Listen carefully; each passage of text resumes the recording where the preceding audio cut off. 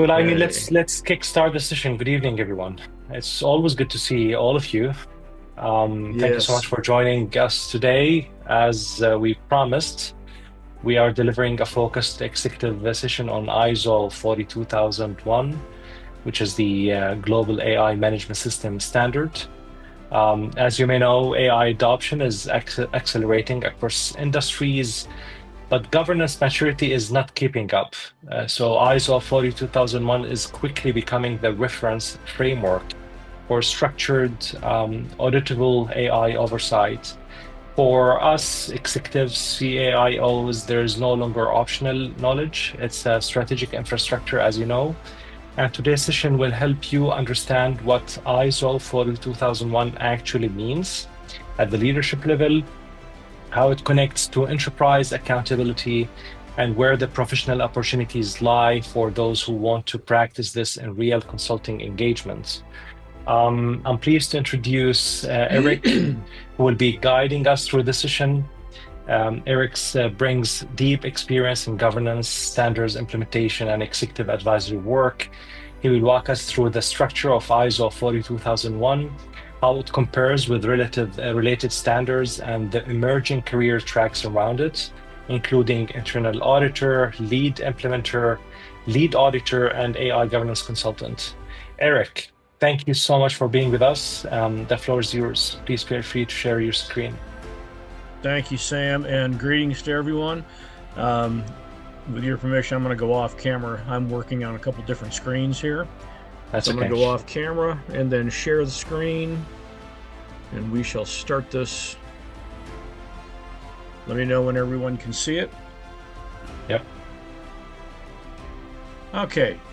So, again, welcome. We're going to be looking at the ISO 42001 governing AI. As you know, AI is no longer science fiction. It is our new reality. And unfortunately, as with all new realities, whether it's AI, quantum, IoT, etc., the actual acceptance of it can be slow, but the adoption seems to be a waterfall, dam breaking open flood type event where it seems everyone and their cousin wants to jump on the bandwagon so they aren't seen as being out of the loop. Because of that, we are seeing it embedded in healthcare devices, office applications, scientific research. Uh, the problem is that seems to be without um, a seeming, I'll say, care for security or privacy. The overall experience, as I'm sure many of you have seen, is focused on speed and efficacy. The issue at hand, however, is how to effectively govern what is being used. Now, the AI governance gap that we have is the adoption is far outstripping the governance maturity, just as we've seen with IoT security devices, encryption, etc. Today's organizations are using AI but they lack a centralized oversight. They lack a structured AI risk management and impact assessment on how this all looks.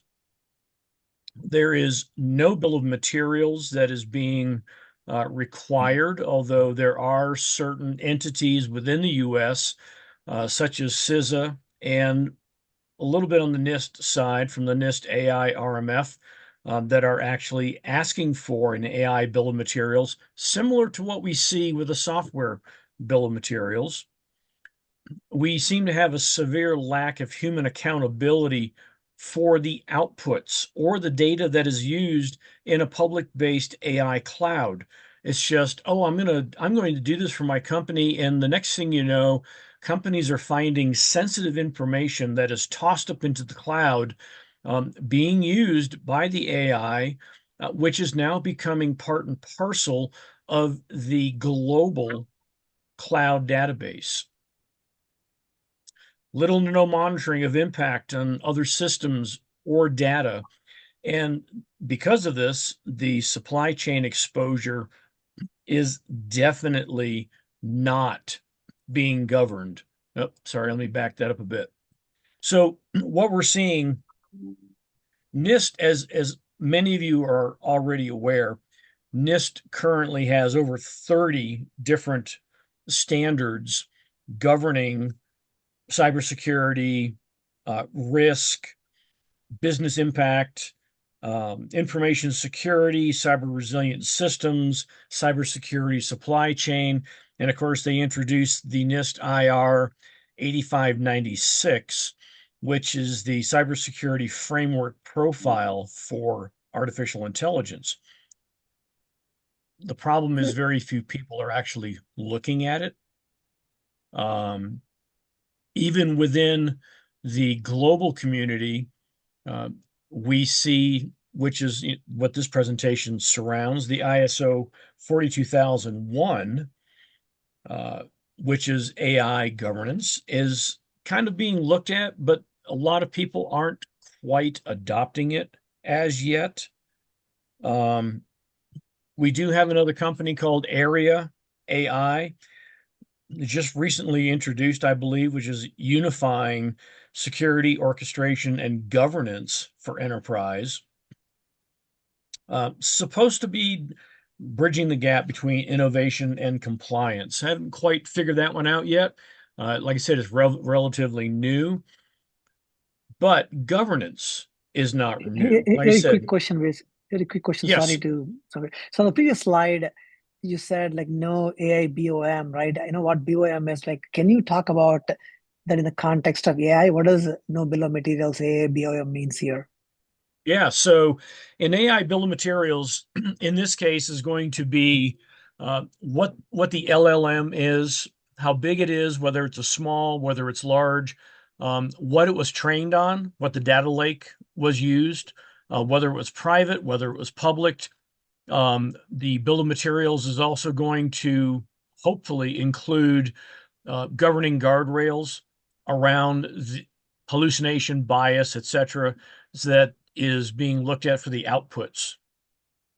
Okay. Okay. Thank you. Yes, sir. So again, not new. And NIST has over, like we have already covered that. But why AI governance?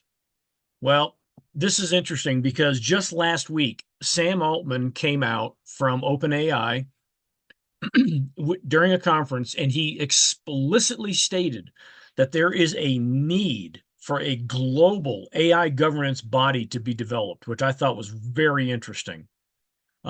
Something that those of us who have been for the last year or so involved in AI and trying to get companies to understand the governance of AI, the securing of AI, it's been, as usual, kind of bleeding edge. And now we have Sam Altman going, yeah, we have a definite need here, folks. So it is now being discussed at the boardroom level. And they realize it can't be treated as an add-on to existing risk and compliance structures, but they need to treat it as a standalone initiative, which will then be tied in to the rest of the corporate risk and compliance structure. It's becoming cross-functional across technology, legal, risk, and operations. In the field that I'm working currently as a consultant, um, I actually look at this and deal with this almost on a daily basis with the companies that I am being asked to consult with for quote unquote normal risk conformance, risk compliance audits. And they're like, oh, yeah, we use AI. And I'm like, well, do you have any policies concerning it? Do you have any risk assessments? Oh, no, no, no. Our guys take care of that. Like, well, who? And the answers vary. But we are now seeing within the corporate structure that AI is now being used across all verticals within the corporation. Here's our need. Governance of AI is ethical in nature. All right. And the reason I say that is because it determines It is determined by who sets the behavioral norms. Now, stop and think about that for a minute, because AI is still software. It is still developed by man.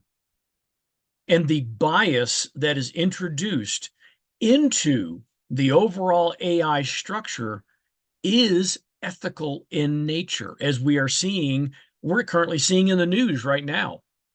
There are, I mean, well, let's see, the last two that are up in front of Congress right now giving an answer on their AI platforms are Meta and Google, and they're trying to defend their ethical stance on their platform.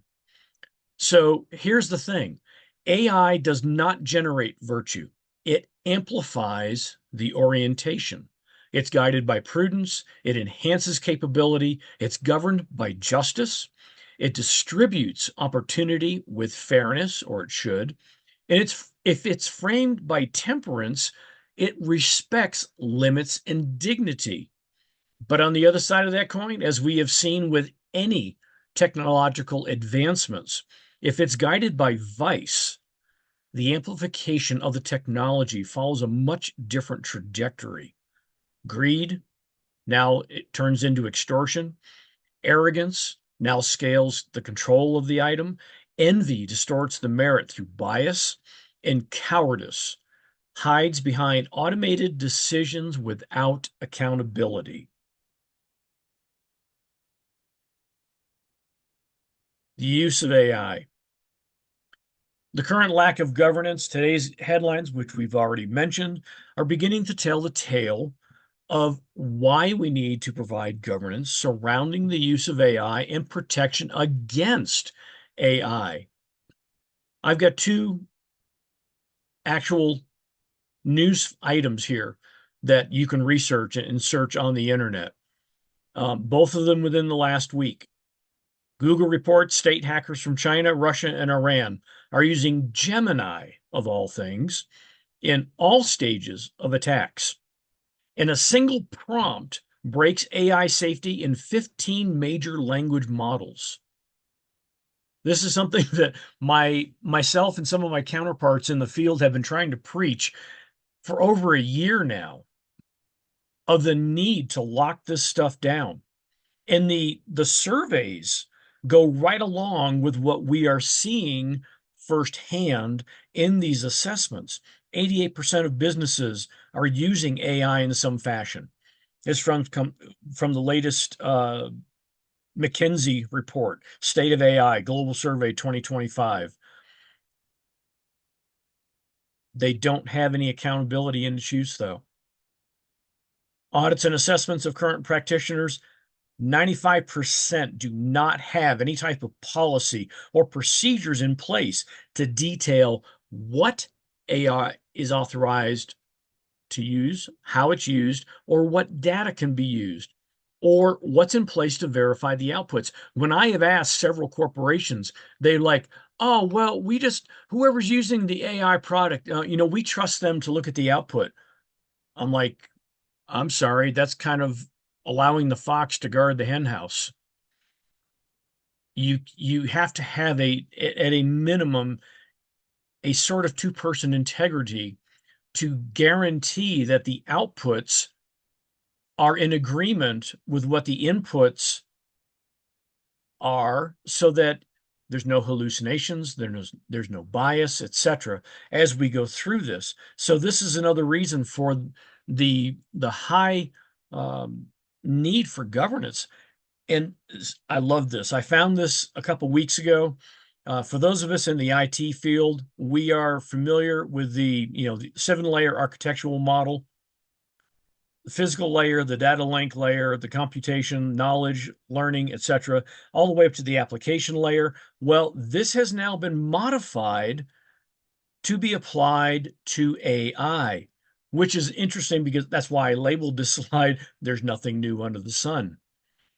We still follow the same modeling, but now we are having to apply it to AI And we are finding that AI, as sophisticated as it is, still requires a human in the loop presence in order to alleviate issues and problems.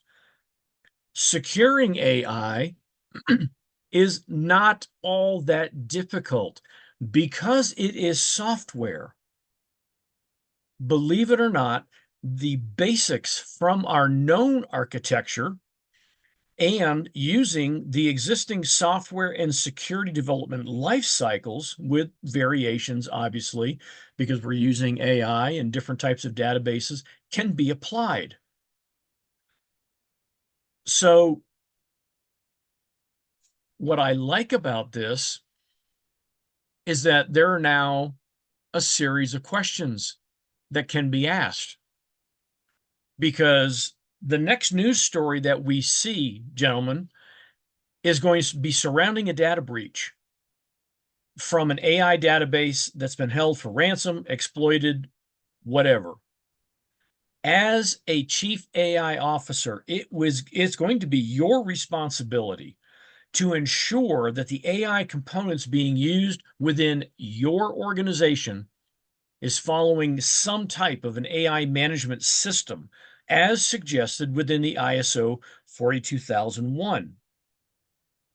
As Robbie had asked earlier about the AI bill of materials, some of the questions to ask: what's the data set that it's being trained on? Where does this data come from? Where do its outputs go?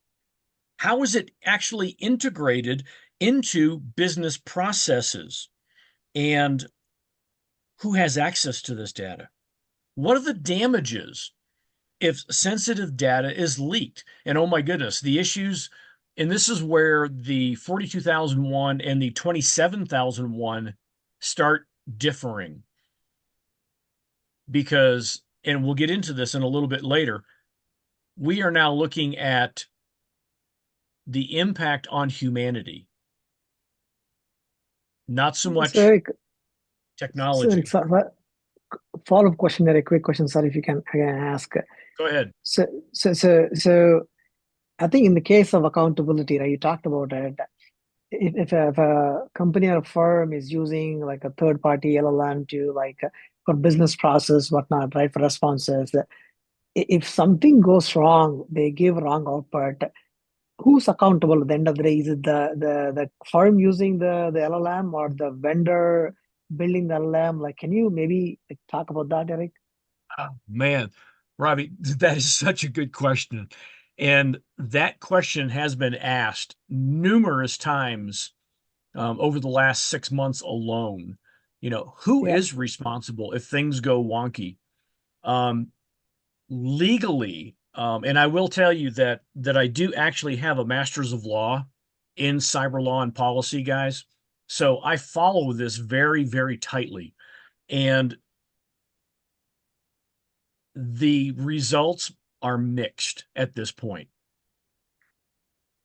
The majority consensus is that the person using the AI component is going to be held responsible for the output, because they're the ones who are supposed to be verifying the veracity and the integrity of that output. So if they are not doing it, then, and this comes back to part of the governance and the guidelines and the guardrails being set up around AI, they should have a level of trust in the output of that AI so that it can be irrefutable. There Okay. are some, even though it's becoming more of a minor, that are going to go back to the developer, let's say Claude, and go, you should have known this bias was already, in your data lake. Why didn't you catch this? And there are some who are very adamant that, it should go there. I think, to be very honest, the current court case between Meta, TikTok, Google, etc., that is ongoing right now, this is going to answer that question of who will be responsible. So the outcome of that court case is I'm watching very closely. I think it's going to be a watershed moment for AI usage and legal proceedings as we go forth. What is that case again? Tom, I can't. It's plastered all over the news right now. Fox News is covering it like crazy. I think CNN is covering it, but it's essentially the other two folks settled out of court, but Google and Meta are sitting in front of Congress right now, giving an account for their platform and whether or not there is bias, whether or not there is, accountability built into it, etc. I wish I knew the actual court case name, but just you can Google it and find it. Can I ask you a question regarding this? So have you seen any cases yet? And maybe this is too early to know, but have you seen any cases where having an active CAIO in place, performing the audits, doing everything right, um, have you seen where they could have been liable and then that liability got passed on to another party because they were aggressive in protecting and doing things right? Wow, another good question. To date, no. Mainly because the CAIO certification is still relatively new. And as with anything that comes from, and Sam, no offense, brother, and we've talked about this before, the US, in its arrogance of anything that does not first come from us, they are slow to adopt. I think it's very short-sighted of the US to do that. I will tell you that there are 4 companies just in the last 8 months that I have approached, that I have been asked to do audits on.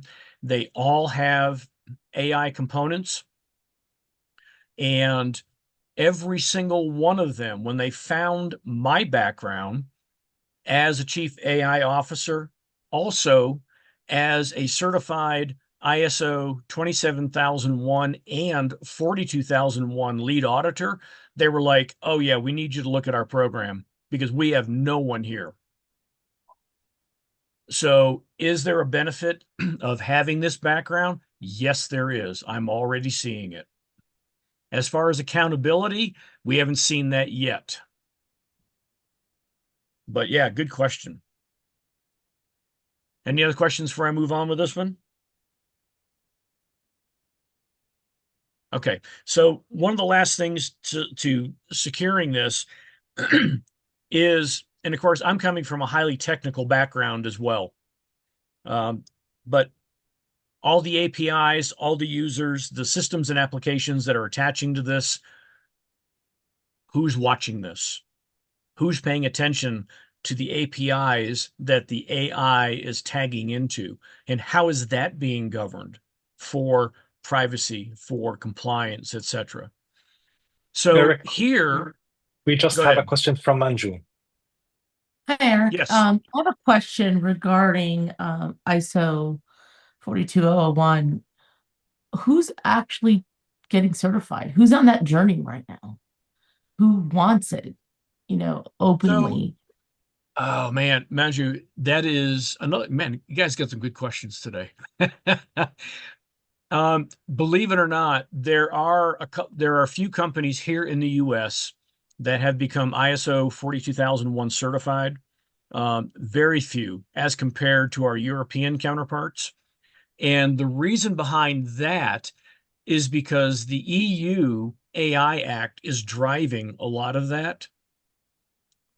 So we're probably going to see more adoption from our European brothers and sisters than the US. But the US is definitely taking notice of it, and that a lot of it has to do with the executive orders and as such, to not only use but to protect AI.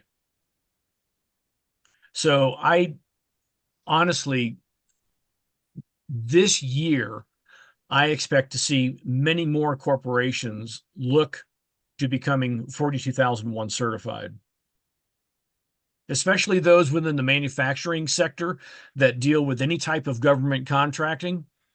I see that as part of becoming part and parcel of the CMMC certification. So as Follow-up question usual. for you, Go ahead. Eric.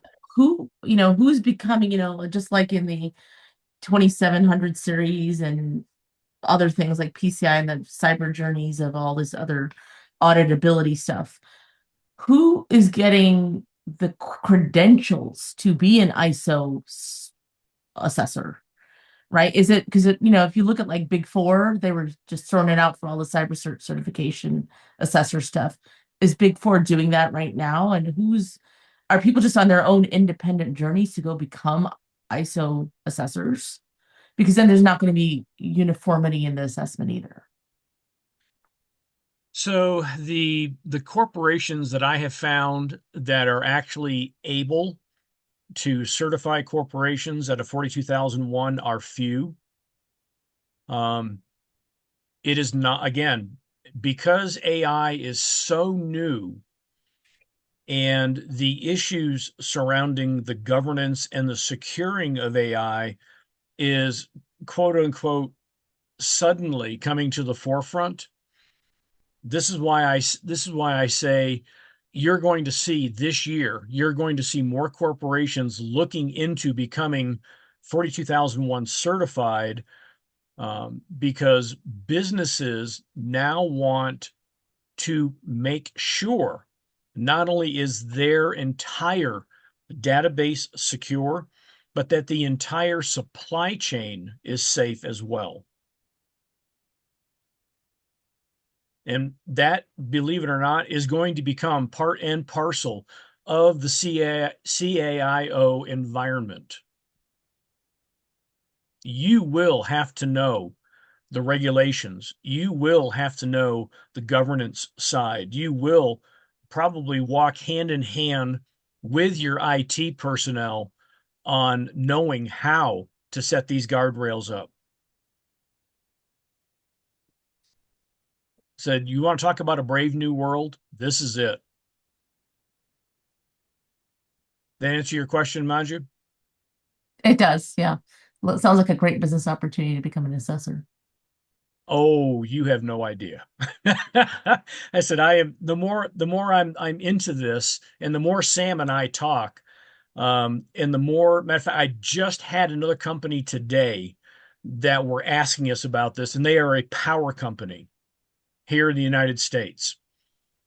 Even though they are a privately held corporation, they are using AI throughout the entire process. And they came to us and they were like, okay, Eric, what do we do with this? And I'm like, I'm so glad you asked. So, and the big thing with them that perked their ears up and made them sit up straighter was, one, my CAIO certification, and then being a lead auditor for the 42001. I am able to speak at both the technical and the governance side of this environment. And people are, that we're that are coming to us, they're sitting up and taking notice, because there are very few of us in the field that actually know what to do with this. And that's why I love this program. That help? Excellent. Thank you. Thank you. Yes, ma'am. I imagine that you're going to talk a little bit more about this later on, as far as how to get into this. Oh yeah, I will, Tom. Okay. Bear with me. Right. But yeah, the questions have been great. So, and I've got a bunch of stuff here in the chat I haven't even touched yet. Hopefully, I'll get to them before the end of the program here. The lifecycle governance model, as I mentioned, this is going to be very similar to what we currently do with our software development and security development lifecycle, which is the governance and the security and the privacy of AI has to be built in from ground zero. It can't be a band-aid. It has to be implemented at the very first step, strategy. Then put it into the design. Make sure it goes through the development. Check, validate it before you deploy it. And then with everything else, you monitor its outputs to make sure that the integrity is correct, to make sure that everything is verified as accurate and true. Okay? Most of us already know about the CIA triad: confidentiality, integrity, and what's the A? Availability. Availability. Thank you. Well, for the last 10, 15 years that I've been an adjunct professor up here at our local college, teaching IT security and cyber law and policy on an international basis, I've actually coined a new phrase that I'm going to pass on to you. I call it CAIN, CAIN. The N is non-refutability. With an AI platform, we have to be able to be sure that the data that is coming out is not only defensible, but is irrefutable or non-refutable in this case. But you still have the CIA triad in there, as with every other software platform, which then will tie directly into our incident response on how we respond to the outputs, how we respond to the governing of this AI platform, which then goes, as for those of us within the field doing incident response tabletops or disaster recovery tabletops, the lessons learned now tie directly into the continuous development of this AI platform, and the cycle begins all over again. Eric, we do have a question from Ahmed as well. Yes, sir. Actually, I have just one based on this governance cycle you're mentioning and the decisions taken in each stage. So, based on your current experience and engagements, which has more complexity on managing as an AI strategy, adopting an open source model like what's happening in Chinese AI, or adopting other type of closed source AIs like what we have from the ChatGPT or Microsoft or whatever? Which has the most complexity when it comes to this data governance? So, Ahmad, that's a really good question as well. And I said, you guys are hitting some really good points today. In this case, I'm going to go back to before in the strategy block. Part of that strategy is the procurement phase. What AI platform will I use? Because within that strategy, it's going to be, does this AI platform conform to what I need it to do? So even before you start using an AI platform, part of that strategy actually goes back to the procurement stage of actually making sure that the platform, first of all, meets all of your risk criteria. Because from there, you can go into the design of how you're going to input it throughout, how it's going to be developed, if it's allowed to be developed. That's another big issue. Is it open source, or is it licensed? So these are all questions that have to be asked prior to the use of that AI platform. Does that make sense?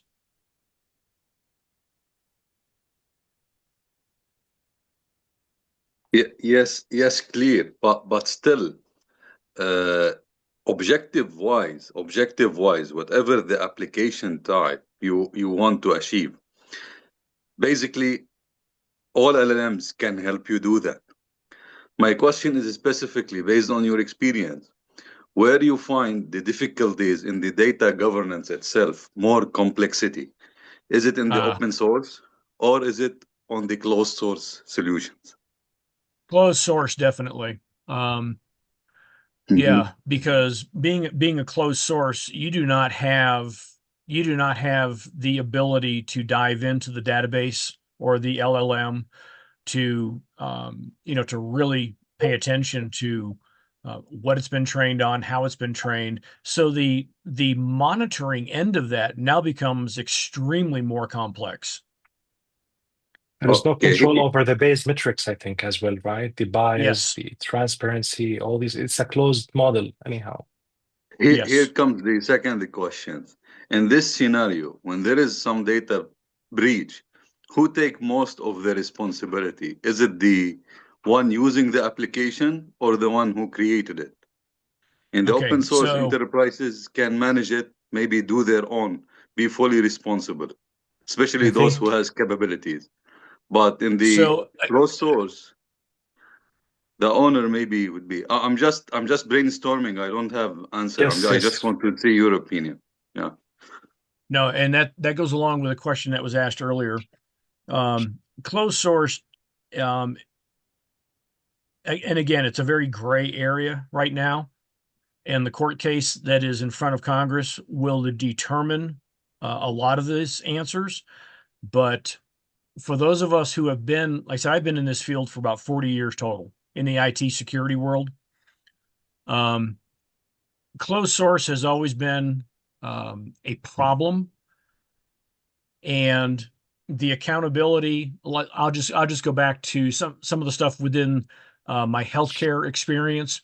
We go back to the actual vendor and hold them accountable because we do not have control over it.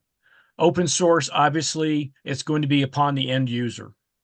As far, so the differences between closed source, open source, accountability, yeah, it's kind of a gray area for some people. For me personally, if it's closed source, I'm going to go back to the vendor and nail them to the wall. Yeah. Clear. Thank you, Eric. Very clear. Oh yes, good. Martin.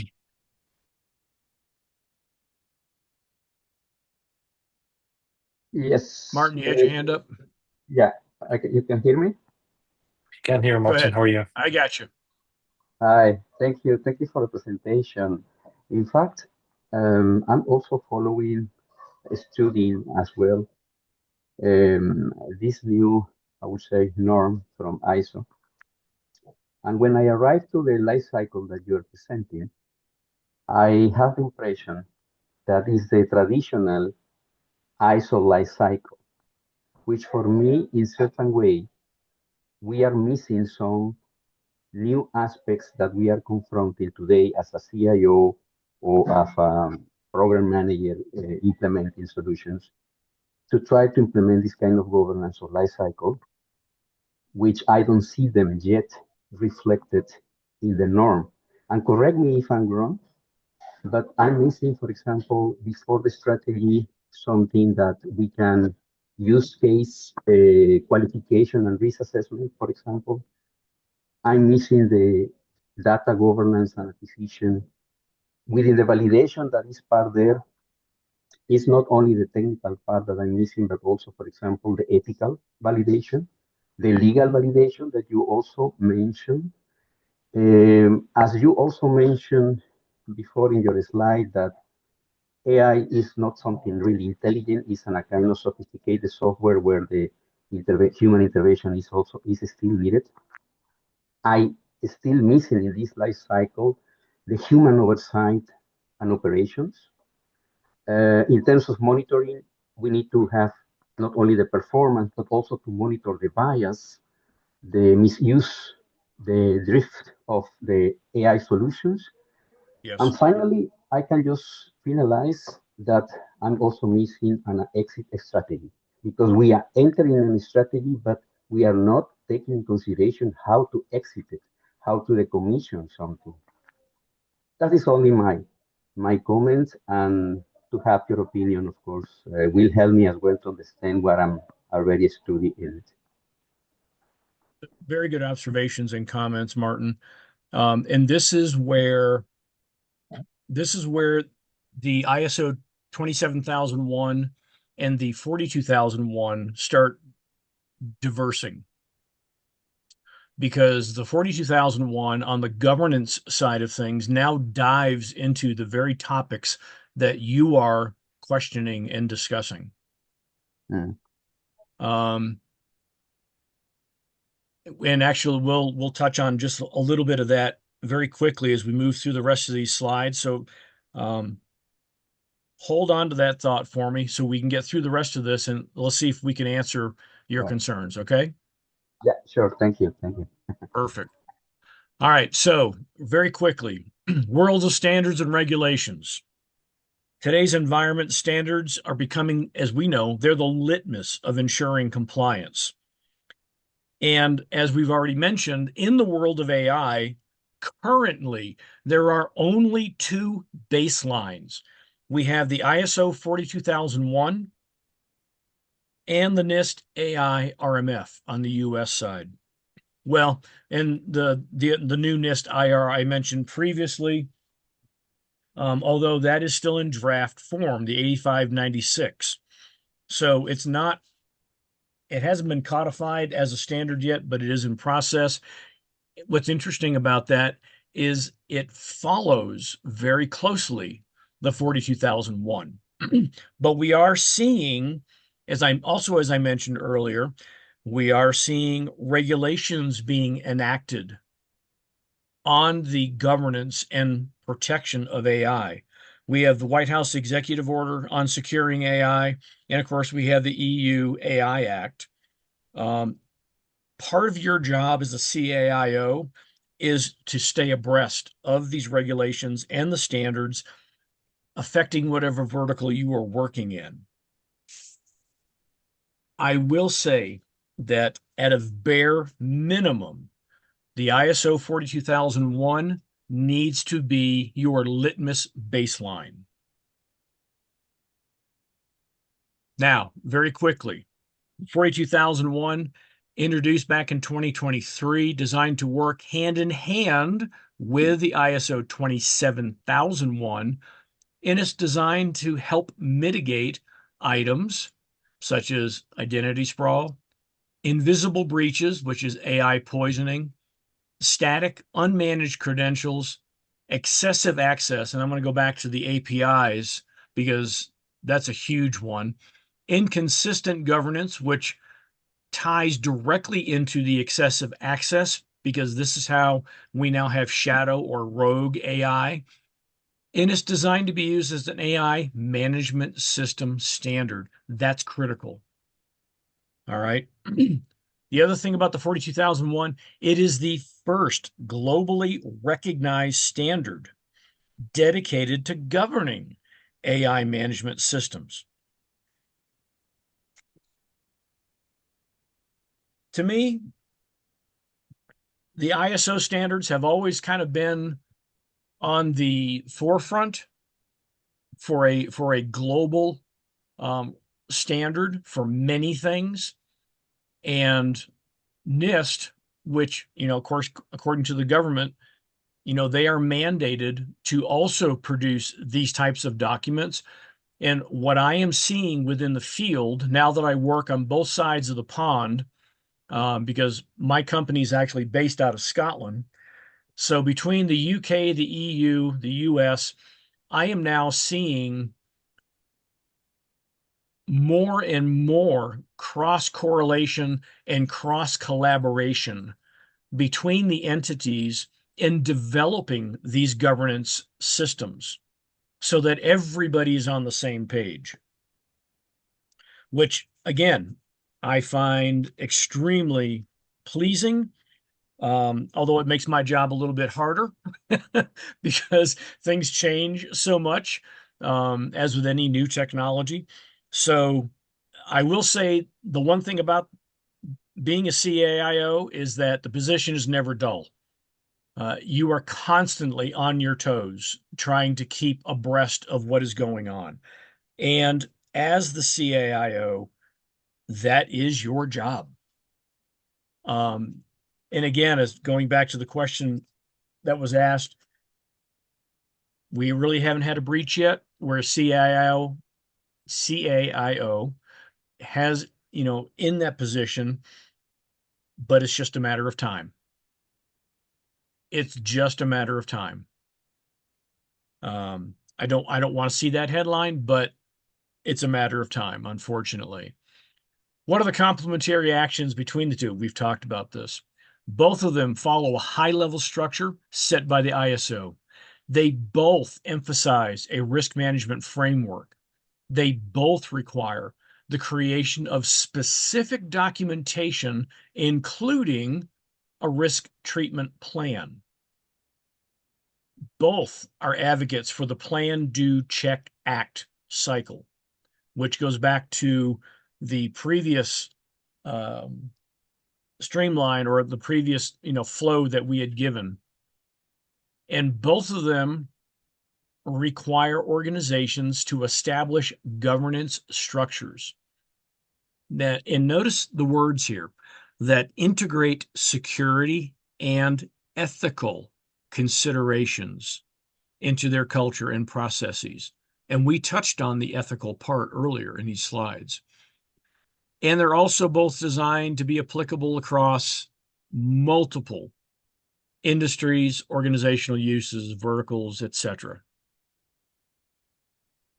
Can I ask you real quick, Yeah, Eric? go ahead, Tom. So maybe this is a premature question, or maybe it's actually, who knows? But with AGI and things like that, and as things evolve, do these standards already take all of that into consideration, or is that going to be a new standard, or is that something that's still evolving and people don't really know how to handle that yet?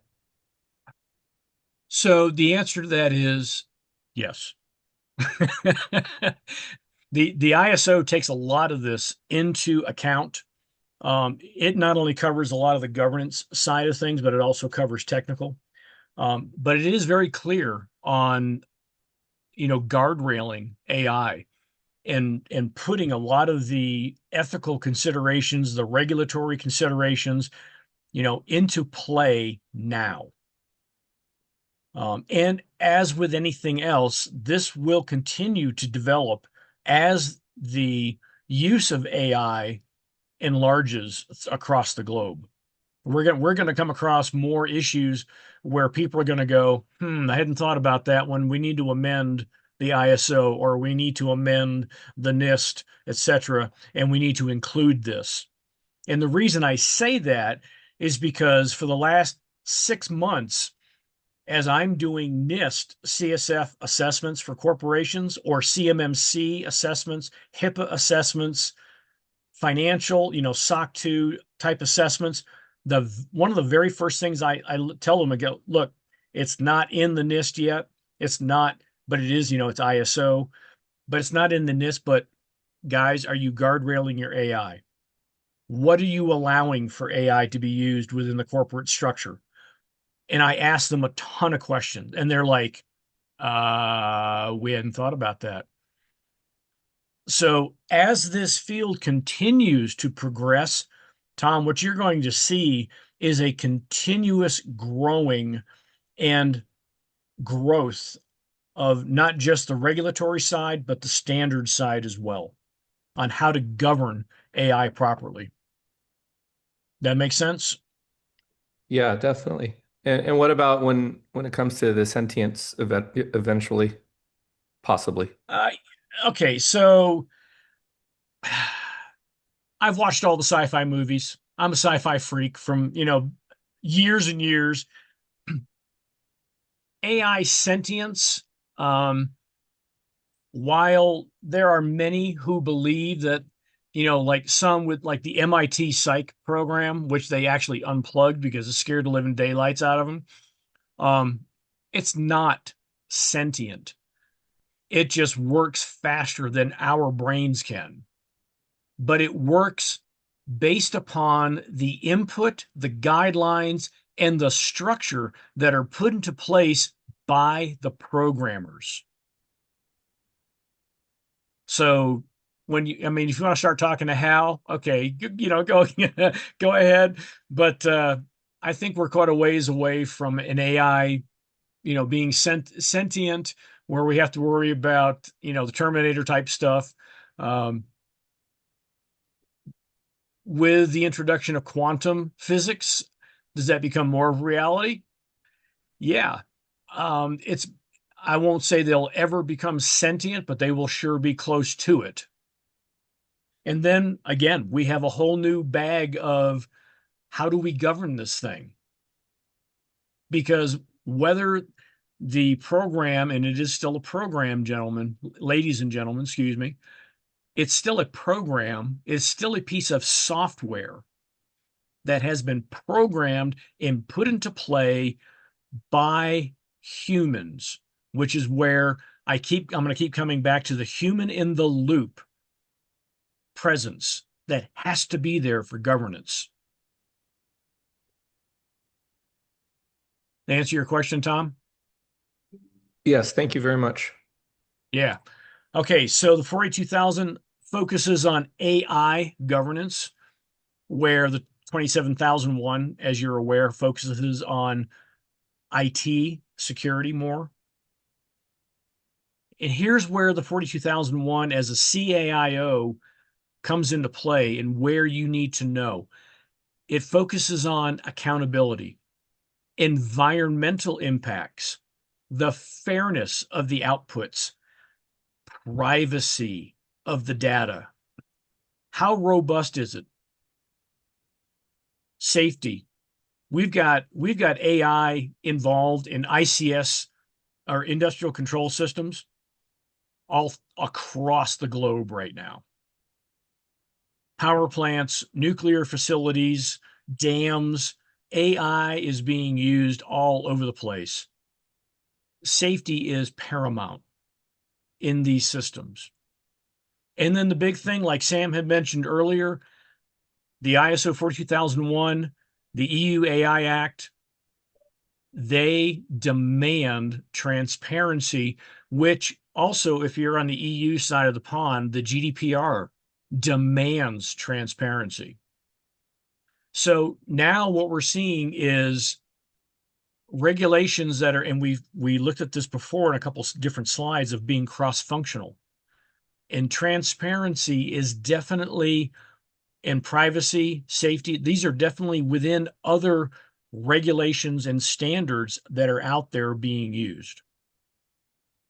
If you want a real quick side-by-side comparison, the primary focus, you've got AI management systems, where the 27001 is information security management systems. The objectives, the key domains, which I found interesting, is AI risk, ethics, data governance, and AI lifecycle management. Whereas on the 27001, it's data security, access control, network protection, and business continuity, which is also within the 42001. Because again, these two operate almost side by side, identically. The adoption trend we've already talked about, it is huge. And enterprises are accelerating their use of AI investments. They don't want to be caught flat-footed. They don't want to be left behind.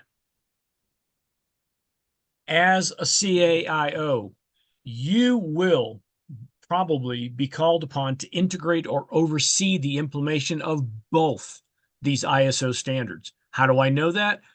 I've already been asked. Oh, you're Eric. Wow, you're a 27001 and a 42001 lead auditor. Awesome. Can you do this and tie this all together for us? Because we're ISO 27001 certified. Yep, I can do that. Going to cost you extra, but yep, I can do that. I'm already being asked to tie these two together. So the potential roadmap to accomplish this, very simple. Assess the current AI governance controls that are in place. Essentially, you're going to look at a gap assessment here, creating the overlap dependency mapping, documenting or creating the AI governance policies, which, by the way, I highly suggest it is done according to the ISO 42001, period. Conduct or oversee internal audits. Provide guidance on mapping the AI governance requirements. This is where you're going to be working with your IT department, with your legal department, with HR, with whoever is using the AI within that organization. Now, having said that, do you see the potential of your job now covering multiple facets within an organization? This is where this is going, and I'm already starting to see it. Careers. As Sam had alluded to, we are seeing interesting suggestions, requirements, or even just questions about how does this look? What can I do with this? Now, I come from an auditing background as well as a very steep, technical IT guy. I've been an ISO in several different verticals. I've actually been an electronics specialist. That's how I got into security with the Navy. I was actually working on mainframes, crypto, communications, etc. in the Navy, fixing all this stuff before I went to the outside of it, so to speak, and then further progressed in my career to where I am now on the governance legal side, and I'm able to tie in everything to one huge package. But what do we see? We've got auditors that are now being, like myself, a 42001 lead auditor. We have companies who are now asking questions. Hey, what do you guys have? And can you look at this for us? Other certifications that are out there, manipulating AI, machine language stuff, learning Gen AI specializations, how to design the AI for that environment. And this program, the CIO program, actually helps with that entire business process of how to flesh it out. What's it going to look like? What are the bottlenecks? Where's the pain points? And I mentioned before, AI in healthcare. I've got 15 years in the healthcare environment, 10 of them working with the Veterans Administration.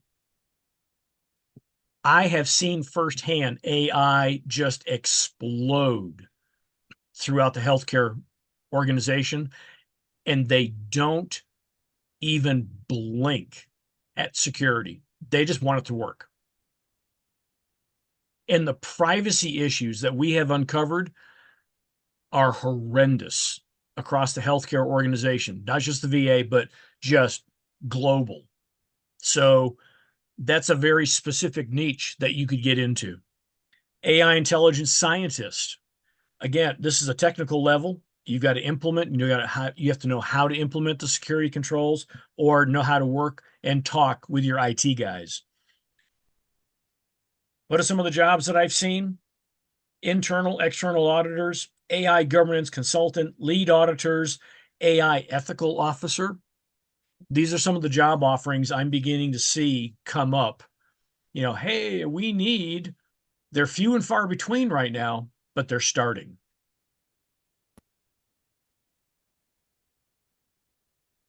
What does the executive roadmap look for you guys? Assess and align business requirements with the AI governance needs. This means identify key stakeholders, conduct your gap analysis, set clear alignment objectives. You've got to develop your policies that cover the use, ethical, again, there's that word, the ethical use of AI, data privacy, risk management, transparency. Implement training programs on the proper use of that AI program. Establish the output and monitoring, not just of the output, but also how it's being used. What data is allowed to be input to that AI platform? Is it a closed license? Is it open source? Where's that data lake? Is it private? Is it global? Integrate the 42001 standards at all levels. And that goes back to the flow chart that we had earlier. Conduct regular audits. Don't assume you've got this thing nailed down. Right now, the AI world is like trying to herd cats uphill with a wet noodle. That's how I look at it. It is crazy. Never assume they're all going in the same direction, guys. Stay on it. And then the other thing is, there are a lot of people that are afraid of AI. So, as the chief AI officer, one of your things is going to be able to foster an environment that befriends AI and the transparency of its use within the corporation. Now, concluding, and I'm over my time, Sam, I'm sorry. It's going to be your duty to lay out a clear, concise roadmap for implementing and placing these guidelines into place. Use the 42001 as your guide. And then upon certification, there is a new AI Underwriters Laboratory that will help certify the 42001. And that company now gets a discount on their cybersecurity. Last but not least, and we've mentioned this before, governing the AI is going to protect it, the supply chain, and beyond. And guys, thank you for your time. I know I'm over here for a little bit. Thank you so much, I Eric. do appreciate your time, your effort. Thank you for your attention on this. Sam, I will turn it back over to you, sir. Thank you, Eric. We do have a couple of questions, but before that, I just want to, highlight that we will be presenting a couple of ISO 42001 programs and certifications in partnership with the PCEB. That is going to happen hopefully by March. Eric is a faculty member with us, and we will be basically explaining all the details hopefully in the next 2 weeks. Let's start with Manju, please. Okay, thank you. Excited about that, Sam. Please make sure to keep me in mind for that. So what you're telling us, Sam, is don't go on this path of trying to go and find it somewhere else. No, the whole point is to give you what you want, right? This is why we have a community here. So we got a lot of requests from many of our members that they would like to become basically ISO 42001 auditors and assessors. So we literally created a partnership with PCEB.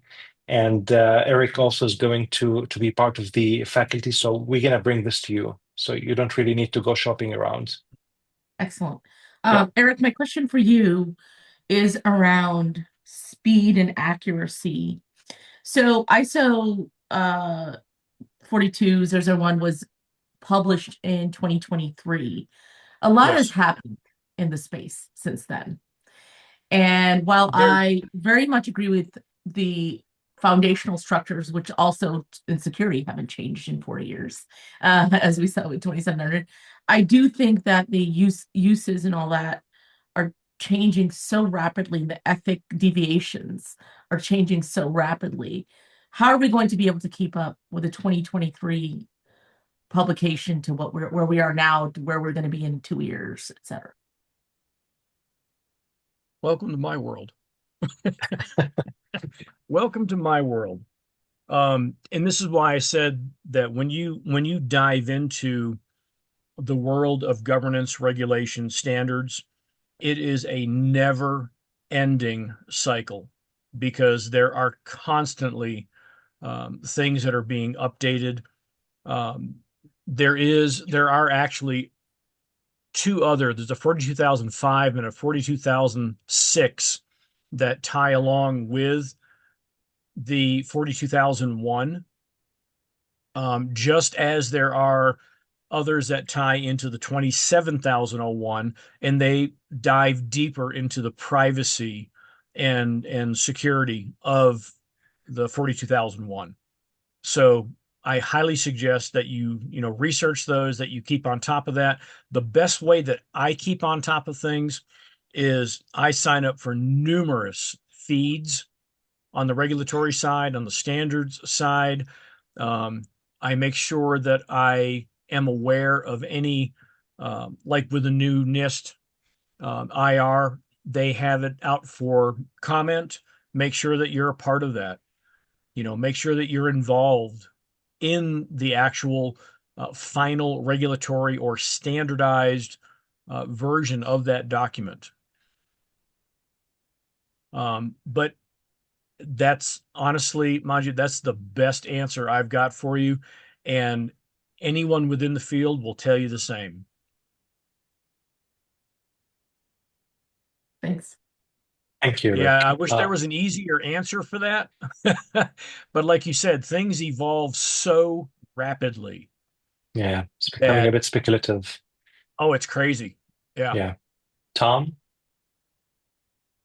So I'm curious. You mentioned Sam Altman's announcement about basically calling for more guardrails and you know governance and stuff. But then he recently, real recently, just a couple days ago, I think, um, basically said that they're going to remove their safety protocols and standards for training their AI. So I'm just curious what you think about all of that, and how can we how do we prevent that from going haywire? I mean, them removing that sort of thing seems like a really bad idea.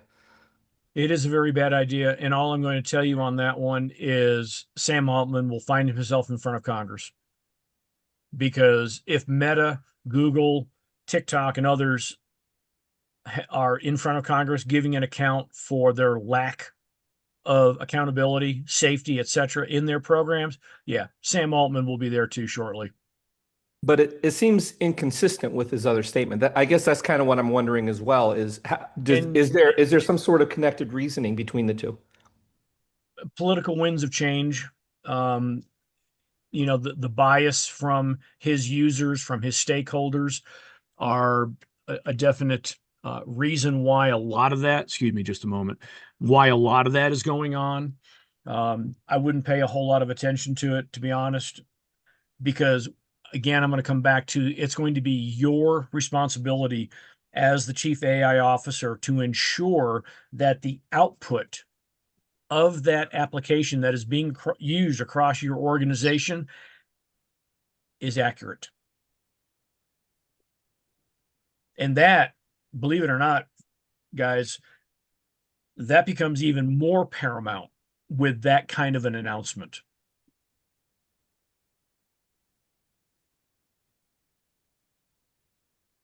Maduna.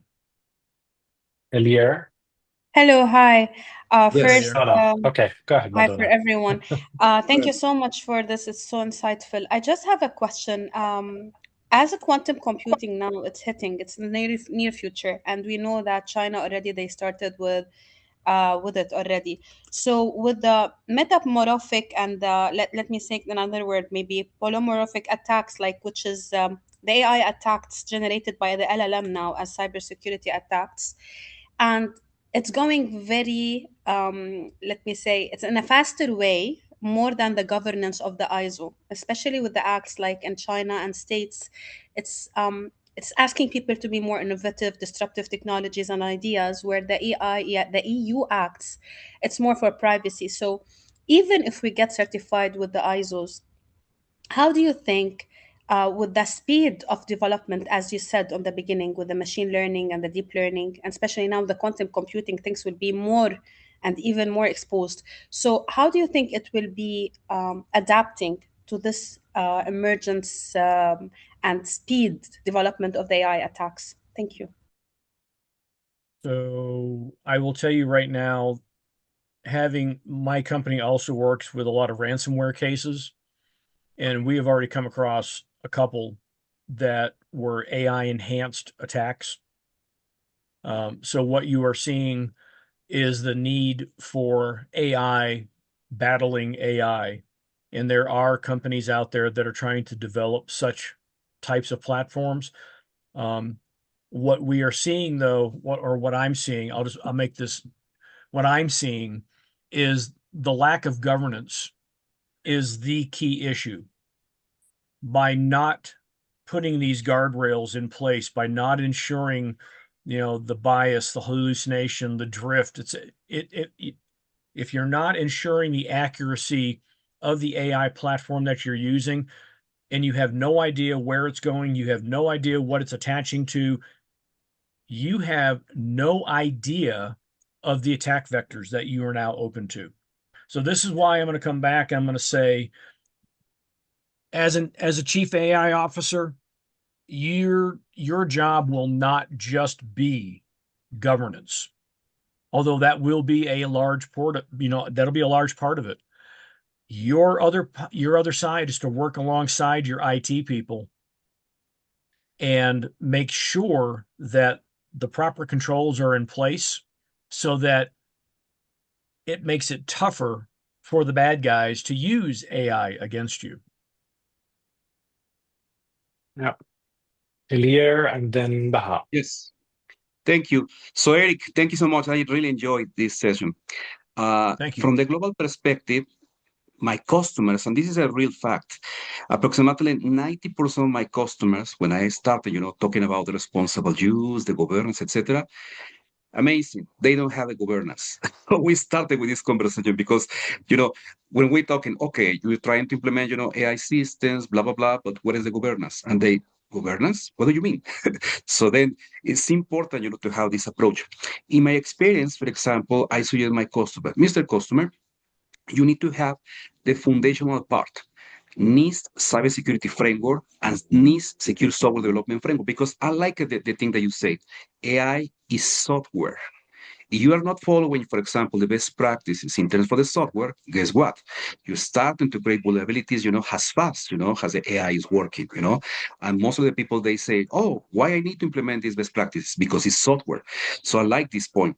So then this is the foundational part. And then when I explain to the customer, okay, Mr. Customer, when you have this foundational part, okay, cybersecurity framework, and then the secure software development framework provided by NIST, yes, you need to start with the readiness assessment with the ISO, okay, with the NIST, and then you can start, to handling the risk. Otherwise, you will fail, and then all this decision is only technical, and this is very dangerous.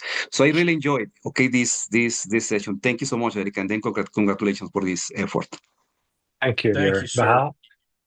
Yes, thank you, Eric, for this presentation and for all the valuable discussion today. I just wanted to reach the end of the session just to ask my questions. So, building on the points raised and the questions discussed, this brings us to the key point that I want to highlight today. One, like I currently want your perspective on this, as I'm researching in AI and I'm exploring the human dimension of AI governance. So as AI adoption accelerates, ISO 42001 emphasized the human oversight, competence, and accountability. However, it does not define how human oversight competence should be practically measured or evidenced. So, from your perspective, do you see a genuine gap in the current AI governance framework regarding the assessment and the certification of human capability to responsibly oversee AI systems, would a structured, maybe scenario-based certifications, something I called CHOC, certified human oversight competence, like it does accurate, meaningfully, address this gap or not? That's a good question. The 42,001, like I said, it aligns itself with a 27,001, except where it starts diverging on the AI side for accountability, transparency, that kind of. I think the piece, and I'm going to go back to one of the very first slides that I was showing. To me, the piece that is missing, although it's it can be put into the accountability portion, is the ethical use of AI. That to me is not sufficiently addressed anywhere. They hold it under accountability. And I think we have to be careful with that, because your ethics are not based upon the same, very probably, or they may be. I'm giving you an example. But your set of ethics may not be the same as my set of ethics because of our culture, our background, our environment, etc. So believe it or not, it actually becomes a gray area. Do I think it needs to be addressed more succinctly? Yes. I think that is one area that probably needs to be explored deeper, is the ethical use of AI, and then the accountability of those ethical choices. Because if it does not, you want to talk about humanity, if the use of the AI becomes unethical for humanity overall, do we now look at crimes against humanity and bring it to a world court? Because we are now fast approaching a global everything with the use of AI. So where does that stop and where does it start? It's, like I said, right now it's a gray area. My question was how to like assess human capability to oversee the AI. I'm sorry. I'm sorry. So how to assess? What Like it's I'm a finding, certification program, a scenario-based like certification program that we for the can use of maybe AI. develop. Yes, and we can we know that Mr. Eric is certified human competence, that he can based on whatever certification, ISO certification you have, you can also be a part of the AI governance and be a trusted auditor to apply. So that's going to be kind of like the certified, ethical hacker to me certification. You basically know on a large scale or an overarching scale the use of AI, how not to use it, how to properly use it, what the proper guidelines look like, the do's and don'ts of utilizing AI within your organization. I think that type of it's going to be an overarching type certification, kind of like an end user type certification, to basically guarantee that the user, no matter the AI platform, they have a baseline of knowledge that, okay, this is how I'm supposed to use this. This is how I'm not supposed to use this because. So right now we don't have anything like that. It's, oh, here's an AI platform, and oh, I know how to use it. I played with it at home. Or you have people who actually program in the AI world, and they're like, I can do this. But right currently, there's no guidelines, there's no certification as to what makes a good user and a bad user. So I think your suggestion of actually, creating some type of ethical AI user, I think has merit. Let's add Yes. that, Sam. Well, thank you so much, guys. Eric, really appreciate the time and for the great presentation. We had a lot of fun with the questions and the discussion, very fruitful. I hope that everybody basically enjoyed the session, and I'll be looking forward to engage with you on another session on the same topic, but to discuss basically the certifications and how we can take this into practice for sure. I think perhaps to your question, the first step is to become certified, perhaps. Yeah, To sure. I will understand this. discuss this maybe later on this. Yeah, I'm developing absolutely. the framework actually, so The, maybe I the, can Yeah, share something. yeah, I'll just say thanks, guys, for the comments in the chat. I appreciate it. I will say, as a baseline, Vaha, to look at becoming an ISO 42001 lead auditor. Yeah.